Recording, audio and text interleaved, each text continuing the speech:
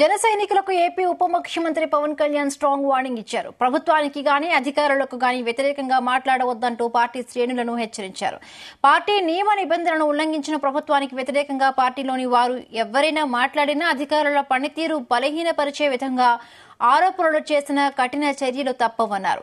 అభివృద్ధి దశలోకి చేరడం వల్ల వ్యవస్థలను సరిదిద్దాల్సిన బాధ్యత తమ ప్రభుత్వంపై ఉందని పవన్ కళ్యాణ్ వ్యాఖ్యానించారు.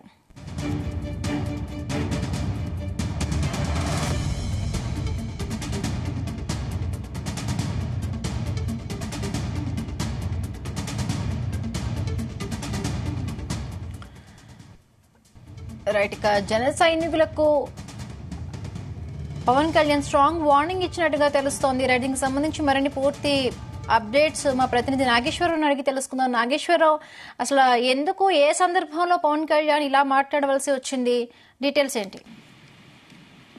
ఎందుకంటే ఆంధ్రప్రదేశ్ రాష్ట్రంలో గవర్నమెంట్ ఏదైతే ఆంధ్రప్రదేశ్ ప్రభుత్వం ఏర్పాటు చేయడానికి కీలకంగా పనిచేసి ఓటు బ్యాంకింగ్ ఆ ట్రాన్స్ఫర్ పర్ఫెక్ట్ గా జరిగి ఎన్డీఏ కూటమి అధికారంలో రావడానికి కీలక భూమిక పోషించిన ఆ జనసేన అధినేత రాష్ట్రంలోనే కాదు దేశంలోనే ఒక సంచలన వ్యక్తిగా నిలిచాడు. దీనికి సంబంధించి ఆ నరేంద్ర మోడీ కీలక వ్యాఖ్యలు చేసిన నేపథ్యం, అమిత్ షానే కీలకంగా దేశంలోనే కీలక వ్యక్తిగా ఆ పొగిడిన సందర్భం.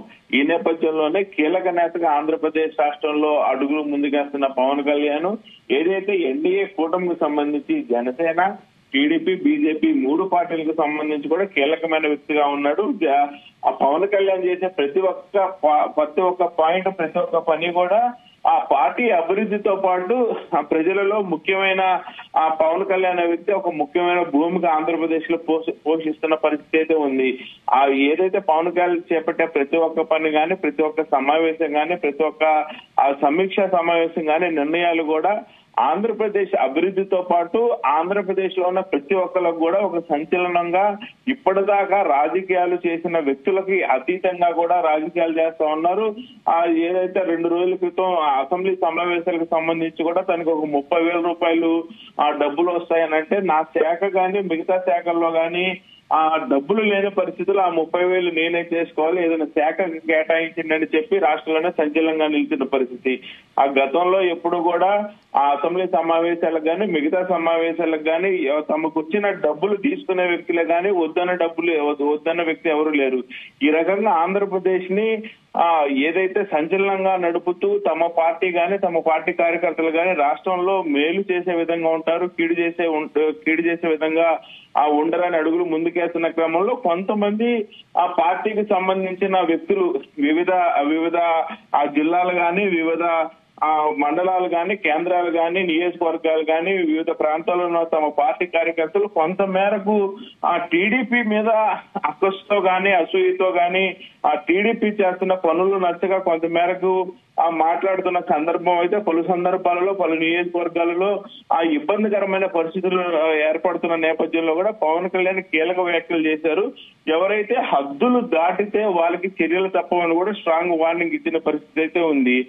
ఇది పార్టీకి మేలు చేసే విధంగా, అలాగే ఏదైతే ఎన్డీఏ కూటమిలో కీలక వ్యక్తిగా ఉంటున్న సమయంలో ఇటుపక్క బీజేపీ కోసం గాని, అటుపక్క టీడీపీ కోసం గాని ఆయన త్యాగాలు చేసిన పరిస్థితి కూడా ఎలక్షన్ కు ముందు ఉన్న పరిస్థితి. ఎంపీ సీట్లు త్యాగం చేశారు, ఎమ్మెల్యే సీట్లు త్యాగం చేశారు.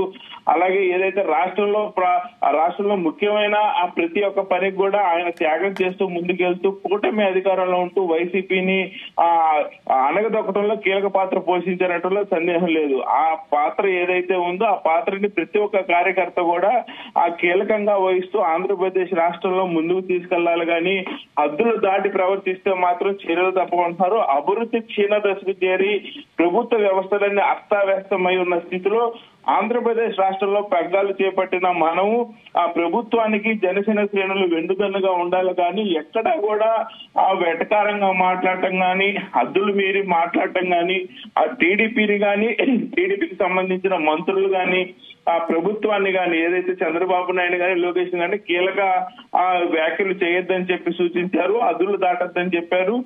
ముఖ్యంగా చూసుకుంటే మండల కేంద్రాల్లో గాని, నియోజకవర్గ కేంద్రాల్లో గాని, జిల్లాల్లో గాని, ఆ రాష్ట్రంలోని ముఖ్య వ్యక్తులు గాని ఎవరికైనా ఇబ్బందికర పరిస్థితులు వస్తే సాక్ష్యాలు ఉంటే తప్పితే గాని ఎవరు కూడా మాట్లాడొద్దని చెప్పారు. అది కూడా పార్టీలో ఫస్ట్ ప్రవేశపెట్టమన్నారు, పార్టీలో ఒక నిర్ణయం తీసుకున్న తర్వాత మాట్లాడమన్నారు. అంతేగాని ఎక్కడా కూడా ఆ పార్టీకి జనసేన పార్టీ అనేది ఎన్డీఏ కూటమికి వెన్నుదన్నుగా నిలబడాలి కానీ పార్టీకి చెందిన ఏ ఒక్కరు ప్రభుత్వానికి కానీ అధికారులకు కానీ వ్యతిరేకంగా మాట్లాడవద్దని ఆ పవన్ కళ్యాణ్ దిశానిర్దేశం చేశారు. అలాగే రాష్ట్ర అభివృద్ధి ఆ ప్రజా సంక్షేమమే ధ్యేయంగా ప్రభుత్వం పనిచేస్తున్న తరుణంలో పార్టీ నియమ నిబంధనలకు ఉల్లంఘించి ఆ ప్రభుత్వానికి వ్యతిరేకంగా పార్టీలో వాళ్ళు ఎవరు మాట్లాడినా సరే అధికారులు వాళ్ళ పనితీరును బలహీనపరిచే విధంగా లేకపోతే ఆధారాలు లేని ఆరోపణలు చేసినా కఠిన చర్యలు తీసుకోవాల్సిందిగా పార్టీ అధ్యక్షుడు పవన్ కళ్యాణ్ ఆదేశించారు. అలాగే ప్రోటోకాల్ ఉల్లంఘించి అధికారిక సమావేశాల్లో పార్టీ నాయకులు కానీ ఆ కార్యకర్తలు కానీ పాల్గొనటం ఆ నిబంధనలకు విరుద్ధమని, అలాంటి ఏదైతే గతంలో ఒక ఎంపీటీసీ కానీ జడ్పీటీసీ కానీ ఇలాంటి ఉన్న పరిస్థితుల్లో కూడా ఆ ఎంపీటీసీ జడ్పీటీసీ ఆ మేయర్ ఉన్న కార్పొరేటర్ కానీ మున్సిపల్ ఇటువంటి సందర్భాలలో భర్త ఆ భార్య ప్లేసుల్లో భర్తలు వచ్చి కూర్చునే పరిస్థితి ఉంది మిగతా పార్టీల్లో. కానీ అలాంటి వాటికి వ్యతిరేకంగా జనసేన పార్టీ ఉండాలని చెప్పారు. వాటికి అతీతంగా ప్రోటోకాల్ ఉల్లంఘించొద్దని చెప్పారు. అధికారిక సమావేశాలలో పార్టీ నాయకులు కానీ కార్యకర్తలు కానీ పాల్గొనడం నిబంధనలు ఉల్లంఘించడం అవుతుందని హెచ్చరించారు. అటువంటి వారిపై చర్యలు తప్పవని గతంలో మనం చూసాము. కొంతమంది ప్రభుత్వ అధికారులపై ప్రభుత్వ అధికారిని ఇబ్బంది పెట్టే విధంగా కూడా అటు టీడీపీ కానీ జనసేన కార్యకర్తలు బిహేవ్ చేశారు. బలవంతంగా వారితో అటు టీడీపీ జనసేన అధికారుల అంటే ఫోటోలకి పాలాభిషేకం చేయించుకున్న న్యూస్ కూడా మనం చదివాం, చూసాం. సో ఇవన్నీ కూడా ఇప్పుడు పవన్ కళ్యాణ్ ఇచ్చే ఈ వార్నింగ్ తో కట్టడి అవుతాయి అనుకోవచ్చా? ఖచ్చితంగా హిమబిందు, ఏదైతే గత కొన్ని రోజుల క్రితం కూడా వాళ్ళ పార్టీకి సంబంధించిన ఎమ్మెల్యేలు కానీ వాళ్ళ పార్టీకి సంబంధించిన నాయకులు కానీ తప్పులు చేసిన పరిస్థితిలో ఆ రవాణా శాఖ మంత్రి భార్య ఒక సీఏని ఇబ్బంది చేసిన పరిస్థితిలో ఆ రవాణా శాఖ మంత్రికి ఆయన భార్యకి ఇద్దరికి కూడా డైరెక్ట్ గా చంద్రబాబు నాయుడు వార్నింగ్ ఇచ్చిన పరిస్థితి. అలాగే తెలుగుదేశం పార్టీకి చెందిన ఓ ఎమ్మెల్యే ఆ గత ఎమ్మెల్యేకి సంబంధించిన బిల్డింగ్ ని ఒక ఊరేగింపులాగా వెళ్లి పడగొడితే ఆయన్ని పిలిచి వార్నింగ్ ఇచ్చిన పరిస్థితి, ఆయన మీద కేసు పెట్టిన పరిస్థితి. ఇలాంటి నేపథ్యంలో ఏదైతే అందరూ కూడా ఎన్డీఏ కూటమిలో ప్రతి ఒక్కరు కూడా కలిసికట్టుగా సపోర్ట్ గా పనిచేయాలి కానీ వ్యతిరేకంగా పనిచేయకూడదు. ఇలాంటి దుందుడుకు చర్యల వల్ల ఏదైతే ముఖ్యంగా ఈ షాకాజ్ నోటీస్ వెనక కూడా చాలా పెద్ద రాజకీయ ఉద్దేశమే ఉన్నట్టు కనపడతా ఉంది.